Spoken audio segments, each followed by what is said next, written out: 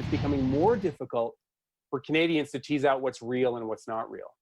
COVID-19 skepticism continues, a recent poll saying it's highest in the Prairies.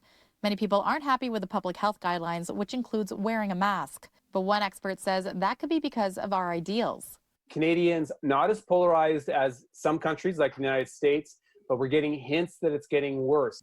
Timothy Caulfield, an expert in health law and policy, says most Canadians do support the preventative strategies and public health agency. But there are some who see these government health guidelines as an infringement to their rights. Wearing a mask now has become an ideological banner. Even physical distancing has become a political statement. A recent Angus Reid poll says about 18% of Canadians disregard most, if not all, COVID-19 safety precautions, labeling them as cynical spreaders.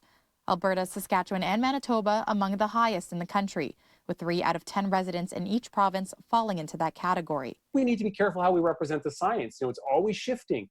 And people, I think, become suspicious when public health authorities change their mind. But Caulfield says people shouldn't be as wary. Science-informed policymakers should change their mind when the science changes. And while pandemic denial does exist, Caulfield says there needs to be honesty and transparency about what is informing public health policies. At the same time, he says there needs to be support, especially in this ever-changing environment. I get that people are getting frustrated. I get that people are sick and tired of these restrictions, but we've got to stick together. In Calgary, Jackie Perez, City News.